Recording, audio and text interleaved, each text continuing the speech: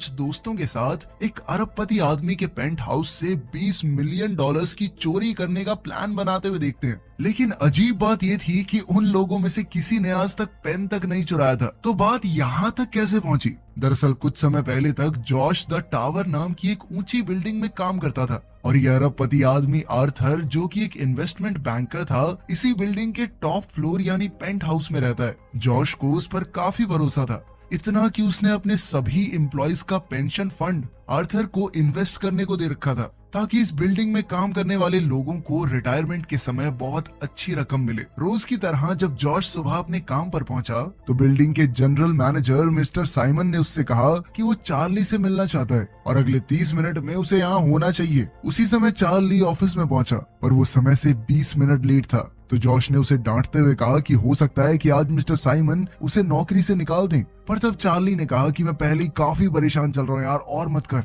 असल में चार्ली की पत्नी जॉश की बहन थी और वो जल्द ही माँ बनने वाली थी। खैर थोड़ी देर बाद मिस्टर साइमन ने जॉश से कहा कि उसे मिस्टर फित्जू नाम के एक आदमी का पेंट हाउस खाली करवाना होगा। अब जॉश फित्जू के घर पहुंचा। असल में फित्जू ने काफी समय से इस पेंट हाउस का किराया नहीं दिया था। पहले तो वो काफी अमीर हुआ करता था, पर फिर उसका सारा पैसा डूब गया। जॉश ने उसे जल्द से जल्द घर खाली करने को कहा, पर जब फित्जू ने उससे थोड़े और समय की मोहलत मांगी तो जॉश को उस पर दया आ गई और वो मान गया। खैर शाम को जब जॉश घर लौट रहा था तो बिल्डिंग के डोरमैन लेस्टर ने उसे बताया कि वो अगले साल रिटायर होने वाला है, क्योंकि उसने अपना सारा पैसा बहुत बढ़िया तरीके से इन्वेस्ट कर दिया है। उसके बाद जॉश और लेस्टर ने देखा कि बिल्डिंग के बाहर एक गाड़ी पिछले 2 दिन से खड़ी थी। तभी अचानक उसके आसपास से कई आदमी निकले और जॉश को लगा कि बिल्डिंग में चोरी होने वाली है, इसीलिए उसने लेस्टर को तुरंत दरवाजा बंद करने को कहा। फिर वो फटाफट अंदर गया और सबके सामने कोड ब्लैक चिल्लाने लगा। उन्होंने सीसीटीवी में देखा तो उन्हें वो आदमी कहीं दिखाई नहीं दिए,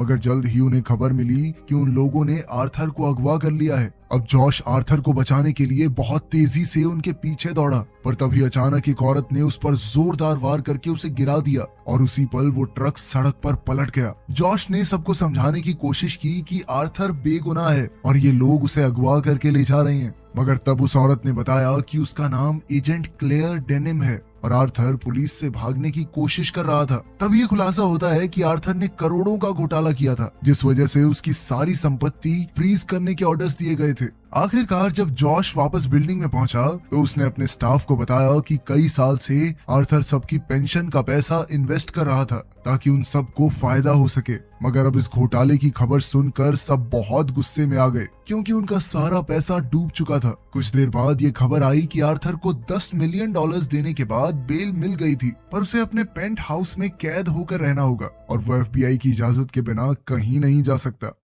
फिर एजेंट क्लेयर ने ऐलान किया कि ये पेंट हाउस अब किसी हाई सिक्योरिटी जेल से कम नहीं है। फिर उसने वहां मौजूद एक खास गाड़ी के बारे में आर्थर से पूछा तो उसने कहा कि ये 1963 की फरारी 250 GT है, जो उससे पहले स्टीव मैक्वीन के पास थी। आर्थर ने कहा कि उसने गाड़ी 1 मिलियन डॉलर्स में खरीदी थी और आज इसकी कीमत 10 मिलियन डॉलर से भी ज्यादा है। खैर जाने से पहले आर्थर ने जॉश से खाना यहीं भिजवाने को कहा, क्योंकि अब वो इस घर में कैद हो चुका था। खैर बाद में जॉश ने क्लेयर से पूछा कि क्या आर्थर सच में बेगुनाह है और उन सबको उनका पैसा वापस कैसे मिलेगा। तो क्लेयर ने कहा कि अच्छा यही होगा कि तुम सबको कह दो कि आर्थर सच में गुनहगार है। बाद में जब जॉश घर लौट रहा था तो उसने देखा कि कुछ पुलिस वाले उसके बचपन के दोस्त स्लाइड को पकड़कर ले जा रहे थे, लेकिन स्लाइड बहुत टाइम से उल्टे पुल्टे काम कर रहा था, तो जॉश ने ज्यादा ध्यान नहीं दिया। फिर बाद में हम देखते हैं कि लेस्टर खड़ा होकर ट्रेन की पटरियों की ओर बढ़ रहा था। इसके कुछ घंटों बाद जॉश को एक फोन आया और वो सीधा हॉस्पिटल पहुंचा। वहां चार्ली ने बताया कि लेस्टर ट्रेन के आगे आने ही वाला था, लेकिन फिर ऐन वक्त पर एक पुलिस वाले ने उसे पीछे खींचकर उसकी जान बचाई। जब जॉश लेस्टर से मिला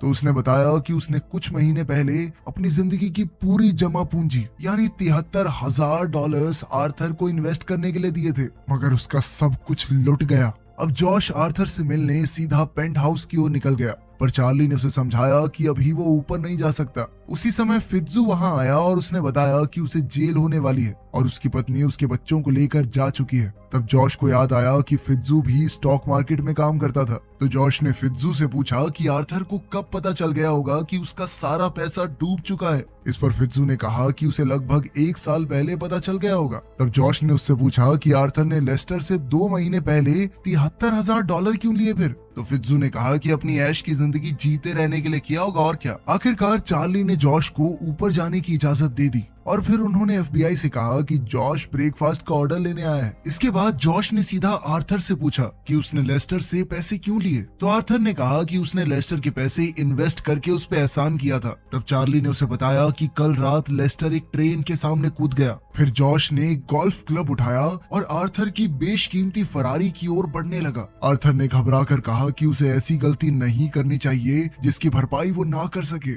पर जॉश ने उससे पूछा कि तुम्हें कोई फर्क भी पड़ता है। आर्थर ने कहा बिल्कुल पड़ता है और इस वक्त मुझे बिल्कुल अच्छा नहीं लग रहा, घंटा बुरा लग रहा है। तूने ये भी नहीं पूछा कि लेस्टर जिंदा है या मर गया। ये कहते ही जॉश ने गोल्फ क्लब से फरारी का शीशा चकनाचूर कर दिया। बाद में मिस्टर साइमन ने उन्हें अपने ऑफिस में बुलाया और कहा कि उसे फर्क नहीं पड़ता कि आर्थर ने कितना पैसा चुराया है, लेकिन जो जॉश और उसके साथियों ने किया वो हरगिज ठीक नहीं था। इसलिए साइमन ने उन सबको नौकरी से निकाल दिया। जाने से पहले जॉश ने मिस लवैंका को उसके लॉ एग्जाम के लिए ऑल द बेस्ट कहा और फिर बाकी स्टाफ को अलविदा कहकर वहां से चला गया। फिर उस रात जॉश क्लेयर से एक क्लब में मिला। उसने क्लेयर से कहा कि वो अपने स्टाफ को उनकी मेहनत का पैसा वापस दिलाना चाहता है। अब जैसे ही जॉश जाने लगा तो क्लेयर ने उससे पूछा कि क्या वो शराब पीने चलेगा। इसके थोड़ी देर बाद हम देखते हैं कि वो दोनों नशे में धुत हो चुके थे। तब क्लेयर ने कहा कि उसे ये कहना तो नहीं चाहिए, पर आर्थर ने अपनी संपत्ति में से $20 मिलियन कहीं छुपा रखे हैं, मगर एफबीआई अब तक उन्हें ढूंढ नहीं सकी। ये सुनते ही जॉश के होश उड़ गए और फिर क्लेयर के जाने के बाद उसका दिमाग तेजी से दौड़ने लगा। फिर अगले दिन वो टावर में अपने पुराने ऑफिस से अपनी एक नोटबुक लेने गया। फिर उसने कुछ तिजोरियां देखी और अंत में एनरिके, चार्ली और फित्जू को इकट्ठा करके अपने घर ले आया। असल में जॉश के दिमाग में एक खुराफाती प्लान था। जॉश ने उन्हें बताया कि आर्थर ने कुछ समय पहले अपने पेंट हाउस में कुछ मरम्मत का काम करवाया था और जॉश को यकीन था कि हो ना हो उसने $20 मिलियन वहीं छुपाए थे। एफबीआई भी इस तिजोरी को नहीं ढूंढ पाई क्योंकि शायद ये तिजोरी घर की किसी दीवार में छुपी हुई है। अब जॉश का प्लान था कि वो पेंट हाउस से इस तिजोरी को चोरी करेंगे और इसके लिए उसे चार्ली, एनरिके और फित्जू की मदद चाहिए थी। एनरिके और फित्जू तो तुरंत राजी हो गए, पर चार्ली उठकर जाने लगा। उसने कहा उनमें से किसी को भी चोरी करनी नहीं आती, वो सब इतने शरीफ थे, उन्होंने जिंदगी में कभी मक्खी तक नहीं मारी, तो $20 मिलियन की चोरी कैसे करेंगे। तब जॉश ने कहा कि वो एक ऐसे आदमी को जानता है जो इस मिशन को अंजाम देने में उनकी मदद कर सकता है। इसके बाद हम देखते हैं कि स्लाइड जेल में बंद था जब एक पुलिस वाले ने उसे आकर बताया कि किसी ने उसकी बेल करवा दी है। जब स्लाइड पुलिस स्टेशन से बाहर निकला तो जॉश उसके सामने खड़ा था और उसने कहा कि उसे स्लाइड की मदद चाहिए। जॉश ने उसे अपनी गाड़ी में बैठाया और इधर उधर की बातें करने लगा और स्लाइड को बहुत गुस्सा आ गया और उसने गाड़ी की स्पीड बहुत तेज करके पूछा कि आखिर तुझे चाहिए क्या। तब जॉश ने गाड़ी रोककर उसे आर्थर के $20 मिलियन चुराने के मिशन के बारे में बताया। जल्द ही वो स्लाइड को अपनी टीम से मिलाने पहुंचा। जॉश ने सबको बताया कि स्लाइड कई बार जेल की हवा खा चुका है, इसीलिए वो हमारी मदद जरूर कर सकता है। मगर जब स्लाइड को पता चला कि उनमें से कभी किसी ने चोरी नहीं की तो उसने उनका साथ देने से इनकार कर दिया। उसने कहा कि चोरी के दौरान चीजें कॉम्प्लिकेट हो सकती हैं, जिनसे निकलना नौसिखियों के बस की बात नहीं है। जॉश ने कहा कि स्लाइड से सीखने के लिए ही उन्होंने उसे अपनी टीम में शामिल किया है। पर जॉश कहने लगा तो सर सिखाओ ना, हमें एक्सपर्ट बना दो अपनी तरह। तब स्लाइड ने उन सबको मॉल से एक एक चीज चुरा कर लाने को कहा। अगर उन सब ने ये टास्क पूरा किया तो उनके मिशन में वो उनका साथ देगा। थोड़ा डरते डराते तीनों ने ये टास्क पूरा किया और वो सब जॉश के घर पर इकट्ठा हुए जहां उन्होंने आगे का प्लान बनाया। फिर जॉश ने बताया कि वो टावर के कैमरास और सिक्योरिटी गार्ड से बचते हुए कैसे अंदर जाएंगे और वो पेंट हाउस में घुसने की प्लानिंग कर ही रहे थे कि अचानक एजेंट क्लेयर ने जॉश के घर का दरवाजा खटखटाया और सब फटाफट इधर उधर छिप गए। बाद में क्लेयर ने जॉश को बताया कि अगले हफ्ते आर्थर को बेगुनाह करार दे के बरी कर दिया जाएगा। साथ ही आर्थर ने फरारी का शीशा तोड़ने के लिए जॉश पर केस करने का फैसला कर लिया था, लेकिन अगर जॉश उससे माफी मांग ले तो वो ऐसा नहीं करेगा। आखिरकार जॉश आर्थर से माफी मांगने पहुंच गया ताकि वो पेंट हाउस को ध्यान से देख सके। बाद में जब क्लेयर जॉश को घर छोड़ रही थी तो उसने जॉश को वो फुटेज दी जिसमें वो आर्थर की फरारी तोड़ रहा था। क्लेयर ने कहा, वैसे सच बताऊं तो ये देखकर मुझे काफी तसल्ली मिली। जाने से पहले आर्थर ने क्लेयर से पूछा कि क्या वो सैटरडे नाइट को उसके साथ बाहर चलेगी, जिसके लिए क्लेयर खुशी खुशी राजी हो गई। बाद में जब वो अपने घर में घुसा तो उसके साथी उससे काफी नाराज थे क्योंकि वो एक एफबीआई एजेंट को डेट करने वाला था। मगर फिर वो असली मिशन की बात करने लगे तो स्लाइड ने कहा कि उन्हें तिजोरी खोलने में बहुत दिक्कत आएगी क्योंकि उसने आज तक ऐसी हाई फाई तिजोरी में चोरी नहीं की। स्लाइड ने कहा कि उन्हें कोई ऐसा आदमी ढूंढना होगा जो बड़ी बड़ी तिजोरियां खोलना जानता हो। उसी समय जॉश के दिमाग की बत्ती जली और वो टावर में काम करने वाली ओडेसा से मिलने गया। जॉश ने उसे वही तिजोरी दिखाकर पूछा कि क्या वो इसे खोलना जानती है। इस पर ओडेसा ने कहा कि इसमें कई सारे स्पिंडल लगे हुए हैं, जिन्हें खोलने में उसे लगभग 15 मिनट का समय लगेगा। बाद में हम देखते हैं कि स्लाइड उससे तिजोरी खोलना सीखना चाहता था। खैर अगली सुबह हम देखते हैं कि जॉश और एनरिके टावर पर नजर रखे हुए थे, तो उन्होंने चार्ली को टावर में जाते देखा। जब जॉश ने चार्ली से इसका जवाब मांगा तो चार्ली ने उसे बताया कि मिस्टर सिमंस ने उसे फिर से नौकरी पर रख लिया है। अब चार्ली टावर के लिए काम करने लगा था तो उसने जॉश के प्लान का हिस्सा बनने से इनकार कर दिया। उसने कहा कि उसे अपनी पत्नी और बच्चे की खातिर ये नौकरी चाहिए, इसीलिए वो उन्हें टावर में चोरी करने नहीं देगा। वहीं दूसरी ओर एजेंट क्लेयर को खबर मिली कि आर्थर की सुनवाई की तारीख बदलकर थैंक्सगिविंग के दिन रख दी गई है। इसके अलावा आर्थर ने कहा कि जॉश के माफी मांगने के बावजूद भी वो उसके खिलाफ केस करेगा। इसके बाद क्लेयर ने जॉश को फोन करके बताया कि आर्थर की कोर्ट की सुनवाई अब थैंक्सगिविंग पर होगी। साथ ही आर्थर के केस करने के बाद अब जॉश को इस हफ्ते जेल में डाल दिया जाएगा। फिर जैसे ही थैंक्सगिविंग का दिन आया तो जॉश ने एनरिके को बताया कि चार्ली की पत्नी आज ट्रेन से उसके अंकल के घर जाने वाली है। उसने एनरिके को उसका फोन चुराने को कहा। इधर चार्ली टावर में स्टाफ की ड्यूटीज लगा रहा था और इधर एनरिके ने चार्ली की पत्नी को ढूंढकर उसका फोन चुरा लिया। वहीं दूसरी ओर हम देखते हैं कि आर्थर को उसके पेंट हाउस से निकालकर कोर्ट ले जाया जा रहा था। कुछ ही देर में एनरिके फोन के साथ वापस आया और तभी अचानक जॉश ने देखा कि स्लाइड सूट बूट पहनकर टावर की ओर जा रहा था। फित्जू ने कहा कि ये तो प्लान का हिस्सा था ही नहीं, तो जॉश ने कहा कि स्लाइड उन्हें धोखा देकर अकेले सारा पैसा चुराना चाहता है। उधर टावर में चार्ली को अचानक उसकी पत्नी का मैसेज आया कि उसका बच्चा कुछ ही पलों में पैदा होने वाला है, तो वो उसी पल हड़बड़ी में वहाँ से भाग निकला। उसके जाते ही जॉश और उसके साथी काम पर लग गए। कुछ ही पलों में वो चुपके से टावर के अंदर घुस चुके थे। तभी हम देखते हैं कि स्लाइड सूट बूट पहनकर मिस्टर सिमंस के ऑफिस में बैठा था। उसने झूठ कहा कि वो बैंक की तरफ से फिट्जू के अपार्टमेंट की मरम्मत का काम देखने आया है। इसी दौरान ओडाफ किसी का जन्मदिन मनाने में लग गया। तब जॉश और उसके साथियों ने सिमंस को स्लाइड के साथ लिफ्ट में जाते देखा तो वो तीनों सीढ़ियों से ऊपर दौड़े। जैसे ही स्लाइड फिट्जू के अपार्टमेंट में पहुंचा तो अचानक उसने मिस्टर सिमंस को एक अलमारी में बंद कर दिया।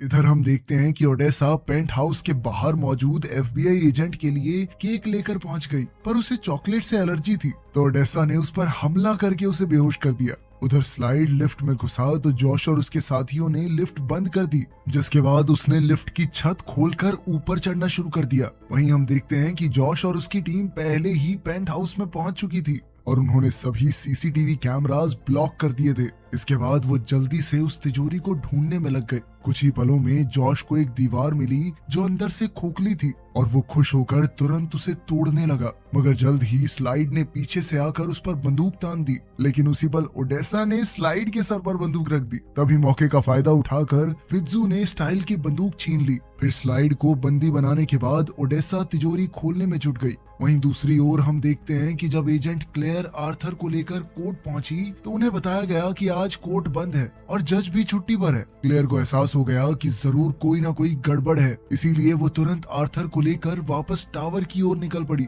इधर टावर में चार्ली भी वापस आ गया था, क्योंकि पहले उसे गलत खबर देके गुमराह किया गया था। उसकी पत्नी हॉस्पिटल में थी ही नहीं। चार्ली ने तुरंत सिक्योरिटी रूम में जाकर पूछा कि कहीं जॉश तो अंदर नहीं आया, पर वहाँ किसी ने भी जॉश को नहीं देखा था। उधर पेंट हाउस में आखिरकार ओडेसा तिजोरी खोलने में कामयाब रही, लेकिन उसके खुलते ही उनके पैरों तले जमीन खिसक गई। असल में वो तिजोरी एकदम खाली थी और ये खाली तिजोरी देखते ही स्लाइड ने कहा कि मैं तो जा रहा हूँ यहाँ से। अचानक उसने फित्जू से अपनी बंदूक वापस छीनने की कोशिश की, मगर इस हाथापाई में गोली चल गई जो सीधा फरारी को जा लगी। तभी जॉश की नजर गाड़ी पर पड़ी और उसने गाड़ी का पेंट कुरेद कर देखा तो उसके होश उड़ गए। असल में ये पूरी गाड़ी ही सोने की थी। तब फित्जू ने इसकी कीमत का हिसाब लगाया और कहा कि ये लगभग 45 मिलियन डॉलर्स की होगी। अब उन सब ने मिलकर इस गाड़ी को चुराने का फैसला किया, पर वो इसे सीधा बिल्डिंग से बाहर तो ले जा नहीं सकते थे। तभी जॉश को एक आइडिया आया। असल में टावर के शीशे साफ करने के लिए बहुत बड़ी क्रेन का इस्तेमाल होता था, तो अब जॉश ने एनरिके को ये क्रेन नीचे लाने को कहा।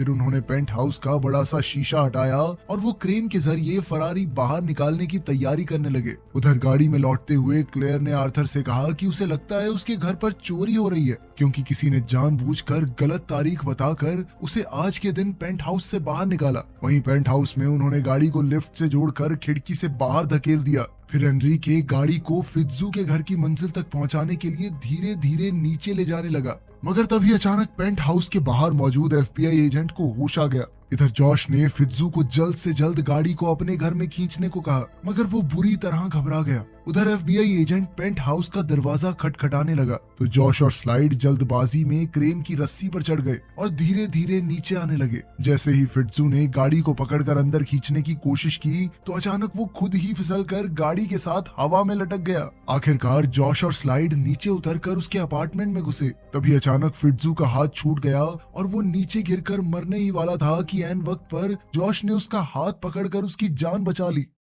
इसके बाद हम देखते हैं कि एजेंट्स की गाड़ी एक जगह ट्रैफिक में फंस गई थी तो एक पुलिस वाले ने उनसे कहा कि उन्हें पार्क के ऊपर से घूमकर जाना होगा। उधर जॉश और स्लाइड ने गाड़ी को हुक करके अंदर खींच लिया। तभी हम देखते हैं कि चार्ली वहां आ गया, जो जॉश पर बहुत गुस्सा था, क्योंकि जॉश सिर्फ वो गाड़ी चुराने के चक्कर में अपनी जिंदगी दांव पर लगा रहा था। पर जब जॉश ने खुलासा किया कि वो पूरी गाड़ी सोने से बनी हुई है और उसकी कीमत $45 मिलियन है, तो चार्ली भी उनके प्लान में शामिल होने को राजी हो गया। अब उन्होंने सोचा कि वो इस गाड़ी को लिफ्ट से कैसे ले जाएं। तब एनरिके ने लिफ्ट को उनके ठीक नीचे वाले फ्लोर पर रोक दिया। अब जॉश गाड़ी की चाबियां ढूंढ रहा था कि अचानक उसके हाथ एक नोटबुक लग गई जिसमें आर्थर के सारे काले कारनामों का कच्चा चिट्ठा था। जॉश ने इसे अपने साथ रख लिया और फिर उन सब ने मिलकर गाड़ी को लिफ्ट के ऊपर रख दिया। इसी दौरान क्लेयर अपने साथियों और आर्थर को लेकर जल्द से जल्द टावर में घुस गई। उधर जॉश और उसके साथी अभी लिफ्ट की छत पर खड़े ही थे कि एनरिके ने कहा कि सिक्योरिटी कंट्रोल उसके हाथ से चला गया है और अचानक लिफ्ट तेजी से नीचे जाने लगी। जल्द ही लिफ्ट रुकी और एजेंट्स आर्थर के साथ लिफ्ट में आ गए। अब लिफ्ट तेजी से ऊपर जा रही थी और जॉश ये सोचकर डर गया कि कहीं पेंट हाउस तक पहुंचने में गाड़ी छत से टकराकर टूट न जाए, मगर वो बाल बाल बच गए। तब जॉश ने स्लाइड से पूछा कि उसने अपना ट्रक कहाँ पार्क किया है। फिर जॉश ने लेस्टर को फोन करके कहा कि प्लान में थोड़ा बदलाव हुआ है और अब उन्हें किसी भी हाल में ये गाड़ी टावर से बाहर ले जानी है। वहीं दूसरी ओर जब आर्थर और एजेंट्स पेंट हाउस में पहुंचे तो वो फरारी गायब देखकर हैरान थे। पर तब क्लेयर ने कहा कि आर्थर ने इस दीवार में मौजूद तिजोरी की जानकारी एफबीआई से छुपाई थी, यानी अब उसकी बेल खत्म हुई और उसे पुलिस के साथ पुलिस स्टेशन चलना होगा। फिर जल्द ही क्लेयर ने सिक्योरिटी रूम में जाकर देखा कि एक ट्रक तेजी से टावर से बाहर जा रहा था, तो वो समझ गई कि फरारी इसी ट्रक में है। इधर लेस्टर भीड़ को चीरते हुए ट्रक भगा रहा था, तो जल्द ही एजेंट्स भी उसके पीछे पड़ गए। मगर जैसे ही वो एक गली में मुड़ा तो अचानक पुलिस ने उसे चारों ओर से घेर लिया। अब जैसे ही उन्होंने ट्रक खोला तो वो एकदम खाली था। तब क्लेयर ने लेस्टर से पूछा कि उसके बाकी साथी कहाँ हैं? पर लेस्टर कहने लगा कि कौन साथी, किसके साथी? मैं तो ऐसे ही निकला था गाड़ी भगाने, बस किस बारे में बात चल रही है? खैर कुछ ही समय में एफबीआई ने गाड़ी चुराने के शक में जॉश और उसकी टीम को गिरफ्तार कर लिया। खैर अब पुलिस उन सबको आर्थर के साथ एक ही ट्रक में पुलिस स्टेशन ले जा रही थी। आर्थर ने जॉश और उसके साथियों से कहा कि वो तो कुछ ही दिनों में अपने पेंट हाउस में वापस चला जाएगा, मगर उन सबको सालों साल तक जेल में सड़ना पड़ेगा। इस पर जॉश ने कहा कि वो सब तो कुछ साल के लिए जेल जाएंगे, पर आर्थर को पूरी उम्र के लिए जेल में चक्की पीसनी पड़ेगी। तब जॉश ने खुलासा किया कि उसे आर्थर के काले कारनामों की नोटबुक मिल गई है, तो आर्थर बुरी तरह घबरा गया। उसने जॉश और उसकी टीम को गाड़ी की कीमत का 10 गुना यानी $450 मिलियन देने का ऑफर दिया। पर तब एनरिके ने उसे याद दिलाया कि टावर में टिप देने पर सख्त मनाही है। बाद में एफबीआई ऑफिस में मिस लवांका आई और उसने कहा कि वो जॉश और उसके साथियों की वकील है। असल में उसने 3 दिन पहले ही लॉ एग्जाम पास किया था।